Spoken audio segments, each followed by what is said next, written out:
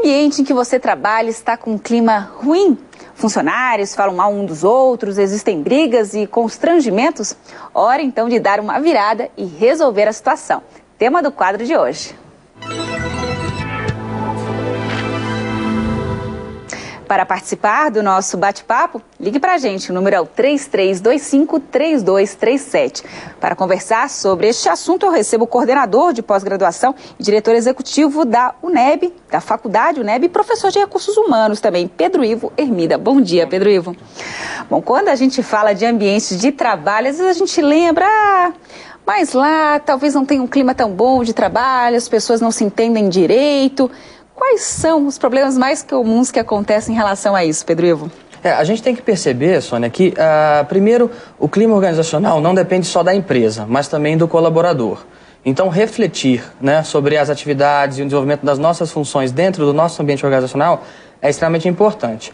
E deve-se tomar atenção, né, com o nosso comportamento, com algumas posturas, para não desrespeitar o colega e prejudicar um pouco o ambiente organizacional.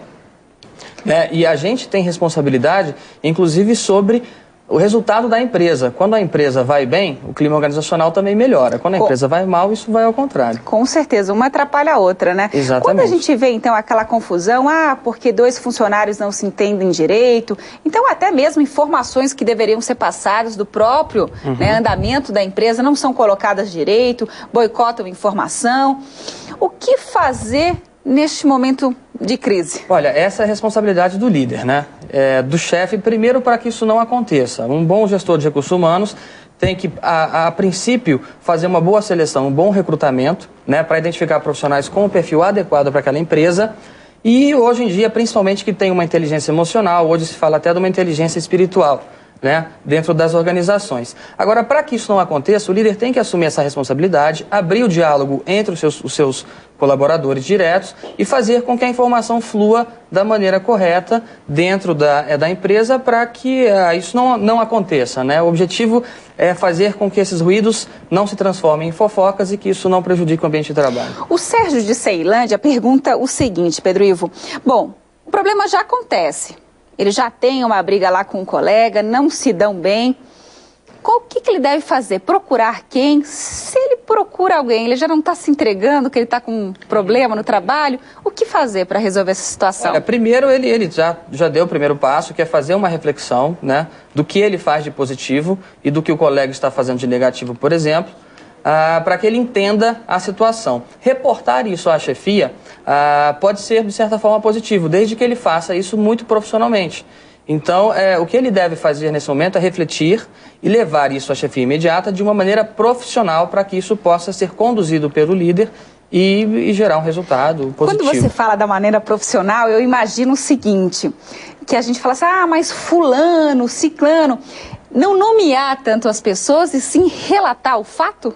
Positivo. A gente acredita muito que essa informação, né, a fofoca, quando ela ultrapassa a relação profissional, ela perde um pouco a qualidade da informação e não reflete a realidade. Então, a empresa tem problemas em diversos setores. O que o profissional deve fazer é identificar esse problema, né, gerar aí uma sugestão de resultado para esse problema e levar isso para o chefe, que o chefe vai decidir se vai tomar aquela decisão ou não. Você começa a colocar muito detalhe, já cai em descrédito também, né? Exatamente. Bom, para manter, então, um ambiente de trabalho saudável, então, onde todos se estão bem, a gente sabe que cada um tem defeitos, qualidades, às vezes chega com bom humor, mau humor. O que fazer, então, para administrar isso? Bom, primeiro, a empresa, com seus diretores, os seus gerentes, deve procurar criar um ambiente, um clima organizacional positivo, né? E ela vai fazer isso escutando os seus colaboradores, né, que vão ter sugestões, ideias, porque o ambiente organizacional ele está positivo quando os colaboradores também estão satisfeitos. Então, identificar a necessidade dos seus funcionários e fazer com que esses funcionários tenham voz e tenham respostas dentro daquela empresa para que aquela empresa cresça. O objetivo sempre é gerar resultados para aquela empresa. Quando a pessoa sai de casa a ponto de estourar, de brigar com alguém, o que seria a melhor coisa a fazer no chegar no ambiente de trabalho? Melhor não falar com ninguém mesmo, então, para não fazer besteira? Na verdade... O que se orienta? Na verdade, não, né? Porque a comunicação, ela é necessária dentro do ambiente organizacional. Então, o que ela deve fazer, existem algumas técnicas, inclusive uma meditação, se acalmar, procurar conversar com algumas pessoas que você é mais próxima para que você entre na rotina do seu trabalho e consiga produzir aquele dia. Não produzir é a pior coisa. Tá certo. Conversei então com o profissional da área de recursos humanos, Pedro Ivo Hermida. Obrigada pela presença.